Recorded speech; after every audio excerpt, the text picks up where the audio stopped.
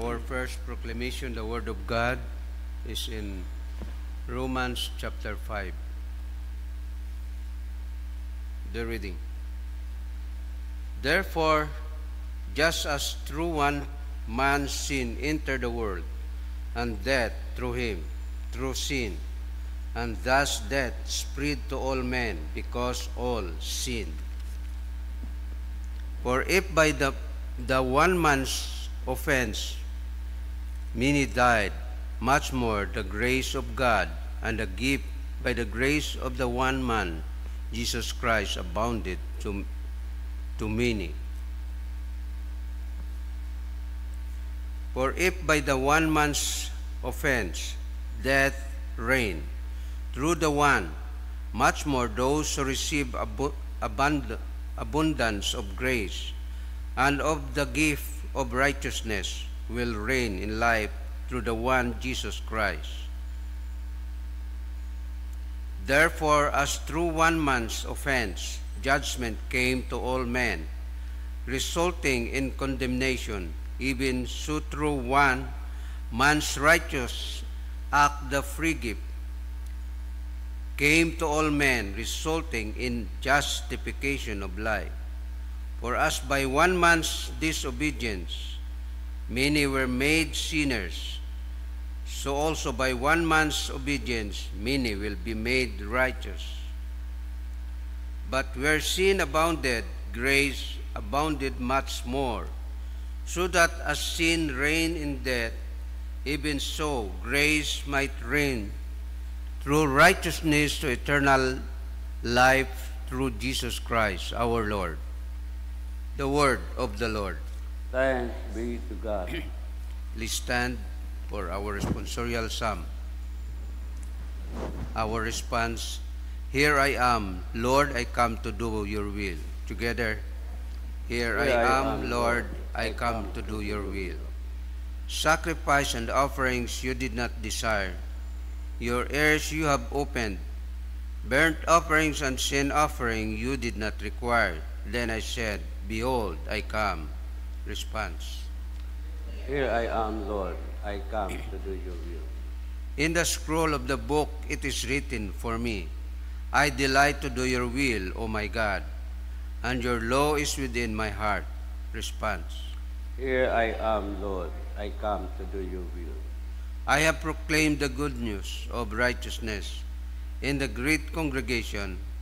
Indeed, I do not restrain my lips, O Lord, you yourself know. Response. Here I am, Lord, I come to do your will. Let all who seek you rejoice and be glad in you. Let such as love your salvation say continually, The Lord be magnified. Response. Here I am, Lord, I come to do your will. Glory be to the Father, and to the Son, and to the Holy Spirit. As it was in the beginning, is now, and ever shall be, world without end. Amen.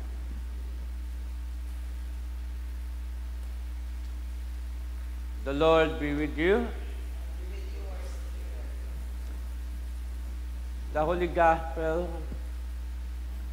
of our Lord Jesus Christ according to St. Luke chapter 12. Glory to you, Lord Jesus Christ.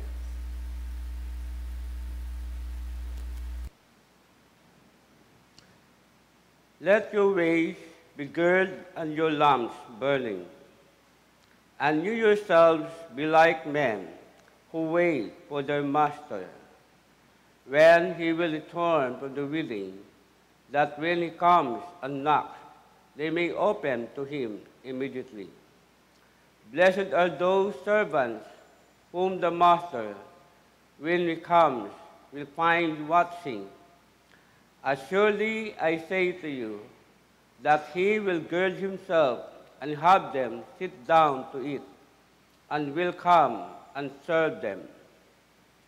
And if you should come in the second watch, or come in the third watch, and find them so, blessed are those servants. The Gospel of the Lord. Praise to you, Lord Jesus Christ. Please be seated. Sa aton nga gospel ya sa St. Luke chapter 12 verse 35 to 38, ginarimahin kita aton nga Ginoo nga maging vigilant kita nga mga tumuro it Ginoo. Amen. Means masaligan aghaom permi sa tanan nga butang. Kapariho kuray nga nga sugoon ako siim nga imaw gahugat imaw sa lang amo. Ako siim nakasindi ra nga iluwan butambaron laging gising bugtaw da ng mata no sa paghugat sa nang amo. Di na magayo nga halimbawa natin sa isang security guard na nagambantay sa ana gina-dutyhan. Laging gising, kumbaga bukas doon ng iluwam, anong mata, bakugani, nga may mga handa sa mga pagsubok nagabot no sa kabuhi itawo. Ag daya pagpadumdum katon nga may mga bagay nga kunamat nga lilipatan naton nga bukon kita handa pero gipadumdum kita Ginoo nga maging watchful, maging haom no nga masaligan nga sugoon. Ag gipadumdum kita kag atong Ginoo nga maging ano kita maging aware sa atong mga obligasyon.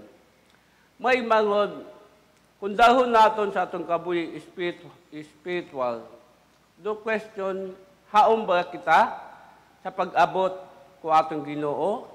Do atong ba ang obligasyon sa Ginoo ay ginagampanan naton?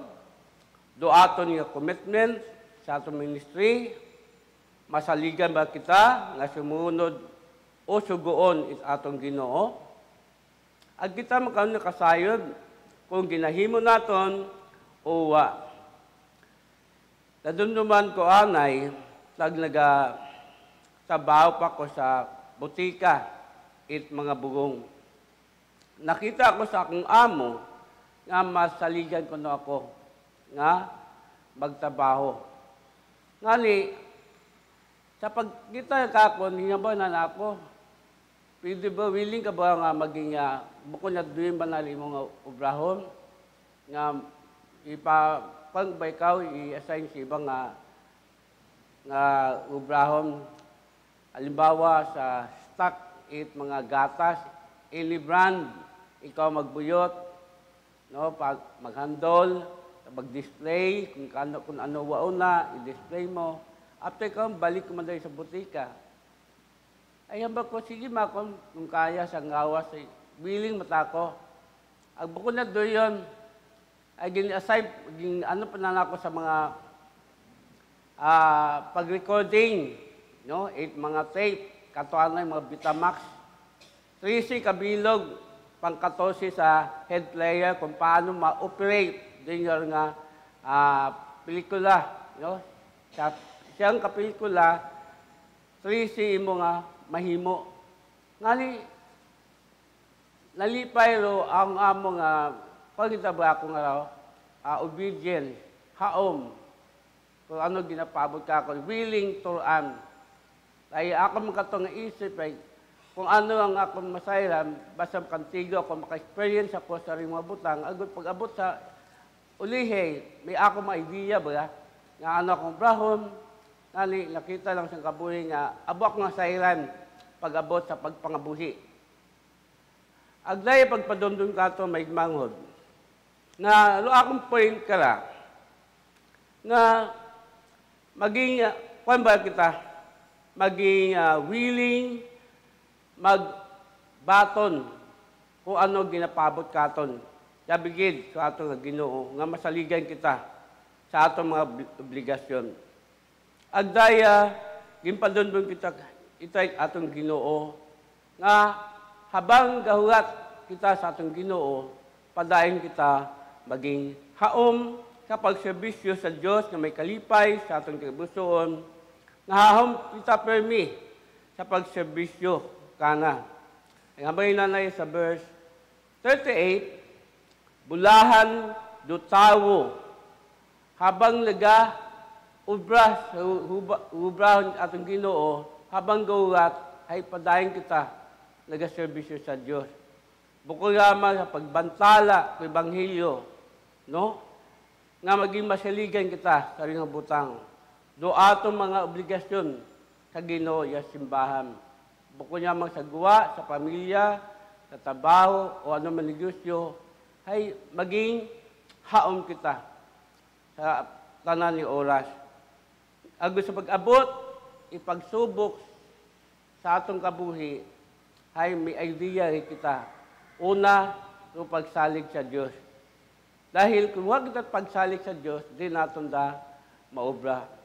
Aghambal atong Ginoo na maging masaligan kita, agwag kita agtunan, pag-abot sa mga pagsubok sa itong kabuhi, yung Ginoo amang resolusyon kita magadawag ka na. Bagamat, ang mga sa itong kabuhi, kita tanam bukod ng perfecto, padayon kita mag-aampo sa Diyos, ag magadawag ka na may pagpakumbaba.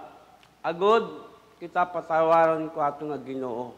Basta importante, padayon kita maging aom, ag masaligan, nga sugo ni Ginoo, hasta sa katapusan.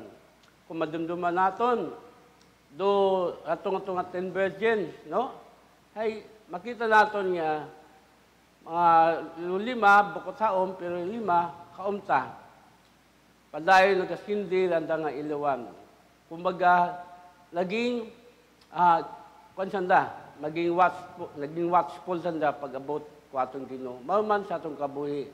Dahil Ginoo, huwag kita kasayod kung saan kita mag-abot sa second coming. Basta yung pandudom na kita, padayon kita, magpahaom. Padayon kita, maging watchful sa pag-abot sa atong Ginoo, yabigid sa atong obligasyon, sa atong simbahan, sa Ginoo, na kung siim, pag-abot oras, sida pagkakutanon, kung ano gihimoy natin ya si bawat kalibutan. Kabay, sa rin nga adlaw, nagahon, dumdumon at pandumdum kita Ginoo, maging matutom kita sa pagserbisyo sa Ginoo hasta sa katapusan. Amen.